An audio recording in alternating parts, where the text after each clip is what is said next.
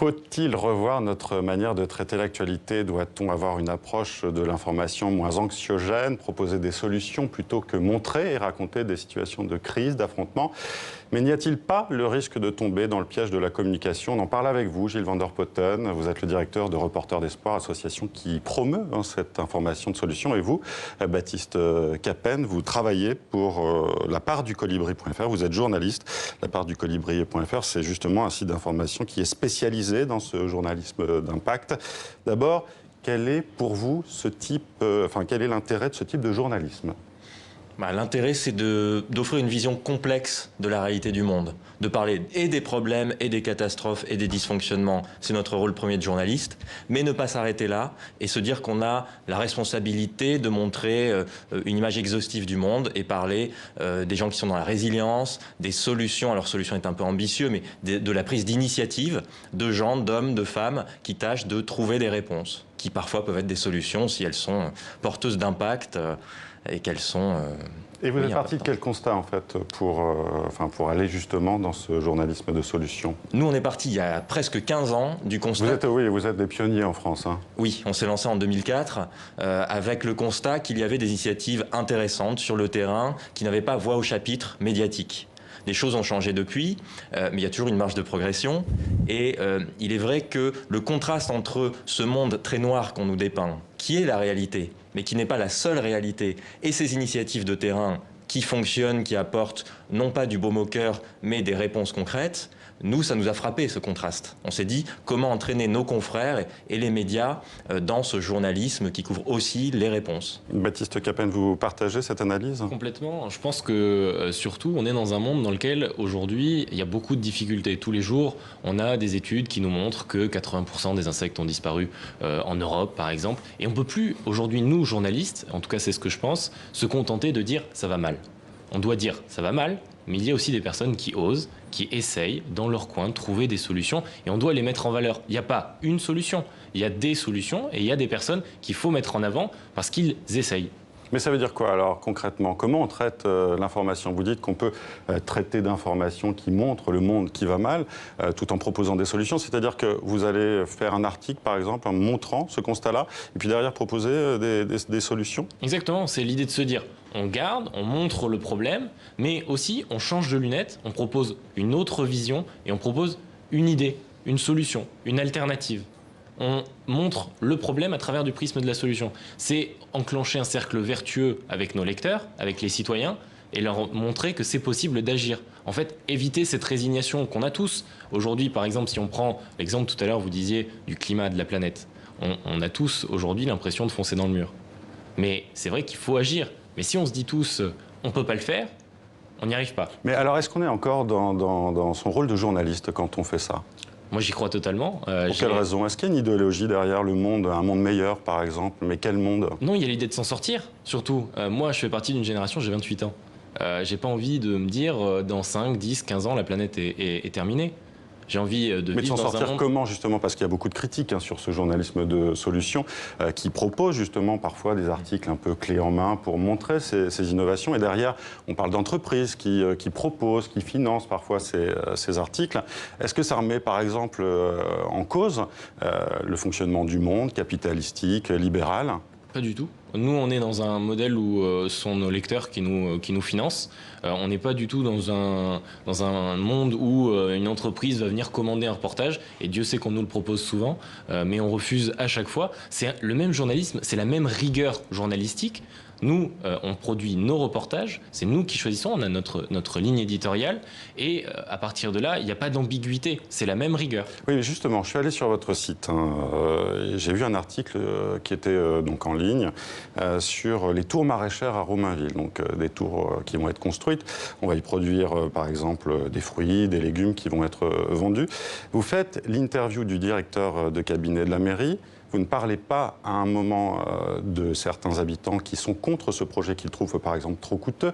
Vous ne donnez en fait à voir qu'une interprétation de ces tours maraîchères par exemple. Oui, c'est là... Est-ce que c'est pas biaisé? Est-ce que ça manque pas de contradictoire? Non, ça manque pas d'idées. Là, on dit, ben voilà, ce qu'il y a de bien dans cette cité maraîchère. On essaye au maximum de pouvoir aussi donner la parole à ceux qui ne sont pas forcément pour. Là, dans cet article, il n'y a pas, il n'y a que l'interview. Dans cet article, il n'y est vous pas. Posez la question, justement, enfin, le journaliste pose la question au directeur de cabinet, que pensent vos concitoyens de ce projet, mais vous n'allez pas les voir. Alors que quand on va sur les réseaux sociaux, j'y suis allé, on voit qu'il y a énormément de gens qui sont contre ce projet. Oui. Est-ce qu'on est vraiment dans le journalisme? L'idée de la cité maraîchère, c'était de montrer, de se dire quel est le projet de la cité maraîchère, quelle est cette idée de faire de l'agriculture urbaine et comment eux veulent essayer. C'est-à-dire quel était ce point de vue-là. En l'occurrence, la mairie nous a pas dit est-ce que vous voulez venir parler de la cité maraîchère? C'est nous qui nous sommes intéressés au oui, mais ça manque peut-être pas d'un encart justement pour ce contradictoire, non? Non, c'est votre ligne éditoriale. Je pense qu'on doit montrer au maximum, effectivement, et ça nous arrive très souvent de dire voilà, il y a une solution. Ce n'est pas la solution. Pourquoi? Mais pour qu'il y ait une solution, il faut qu'il y ait un problème au départ. Vous voyez ce que je veux dire aussi? Bien sûr. Ouais. Mais quel est le... Là, en tout cas, donc c'est une solution pour dire on va faire du maraîcher en ville. Sauf que du côté des habitants, écoutez, il y a quand même un souci. Ils trouvent que ça va coûter trop cher à la ville, notamment. Et ils ne sont pas sûrs que ce soit le bon projet. Mais en fait, si dans tous les projets, il va y avoir une contradiction. On est en France, c'est... Oui, mais justement, c'est pas parce qu'il y a une idée qui est défendue par des habitants que ça remet en cause tout un projet. Mais l'idée, est-ce que c'est on présente une seule idée? Voilà, c'est ça la question. Non, régulièrement. Nous, en l'occurrence, on travaille beaucoup sur des idées des collectivités publiques parce qu'on y croit. Il y a de nombreux élus, notamment à l'échelle locale, qui proposent des tas de projets d'avenir. Mais il n'y a pas un risque de communication politique, pour être très clair, derrière ça? Non. Non? Allez-y, Gilles Van der Potten. Oui, moi je vous dirais, en fait, les questions que vous soulevez se posent au journalisme, qu'il soit de solution ou pas, je pense. Parce qu'en politique, on peut nous accuser parfois de faire des interviews de complaisance, parce qu'on ne pose pas les questions qui fâchent. Bien sûr, c'est un débat récurrent en France, tout à fait. Notamment. Quel que soit le sujet, et je pense les problèmes comme les solutions, parce que vous avez des gens qui ont intérêt à en attaquer d'autres pour que ça fasse le buzz. Donc, mais il est vrai qu'il faut s'efforcer d'avoir un journalisme critique, quelle que soit la situation. Moi, ce que je remarque sur l'idéologie qui pourrait sous-tendre le journalisme de solution, alors nous, on ne produit pas de contenu. On travaille à Reporters d'Espoir avec des journalistes qui vont de Rue 89, Libération, au Figaro. Si vous voulez, quelque part, l'idéologie, ce n'est pas la nôtre. On s'adapte quelque part, on propose des initiatives qu'on a identifiées sur le terrain, libre après au Figaro ou à Libé, selon leur idéologie, de conserver cette idéologie. Est-ce que vous êtes un peu une sorte de lobby alors ou pas? Est-ce que vous considérez comme ça? Justement non, parce qu'on serait un lobby si on avait une solution unilatérale. Aujourd'hui, si vous voulez, pour caricaturer, je veux dire, Libération sera plus preneur de sujets sur les coopératives. Donc on peut dire qu'il y a une idéologie d'émancipation du travailleur et il y a une certaine tendance politique, ce qui n'est pas toujours vrai, mais admettons les coopératives, c'est plutôt les journaux de gauche. L'investissement socialement responsable et la finance responsable, ce sera plutôt les journaux de droite. Vous voyez, on peut catégoriser comme ça. Nous, à charge aux journalistes de faire le choix. Mais vous êtes apolitique ou pas alors vous? Nous, oui, c'est dans nos statuts. Mais vous êtes quand même dépendant du mécénat privé.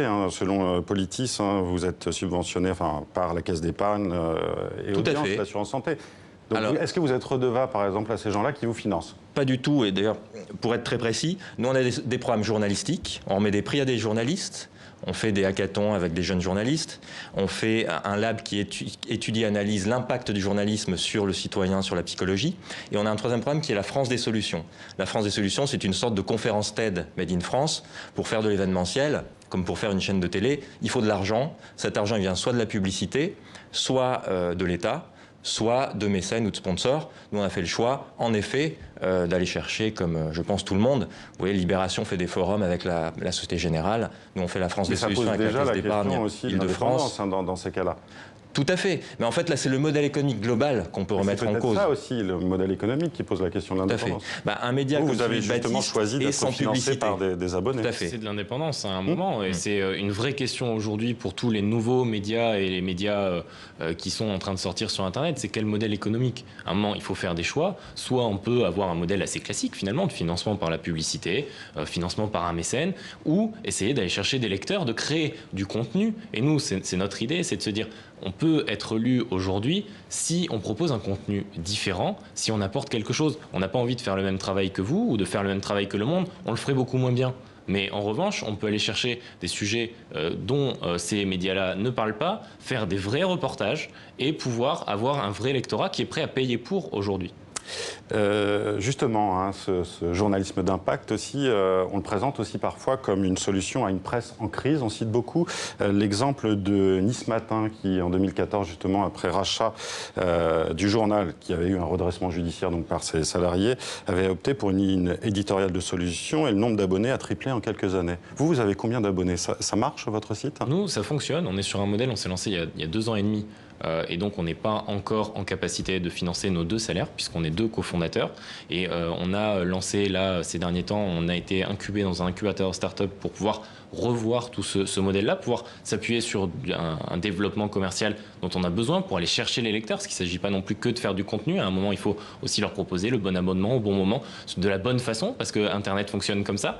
Mais on a des bons retours et on espère pouvoir s'en sortir rapidement. La question qui se pose malgré tout, c'est quand on parle de contenu, par exemple, quand on parle de comment s'adresser justement aux lecteurs, au public, est-ce que ça vous titille pas? Est-ce que la presse, c'est un produit comme un autre? Ou pas?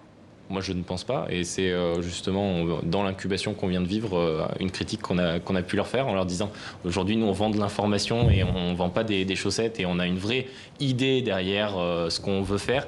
Donc, non, je ne crois pas que la presse soit un produit comme un autre et c'est d'où la difficulté aujourd'hui que peuvent avoir certains nouveaux médias.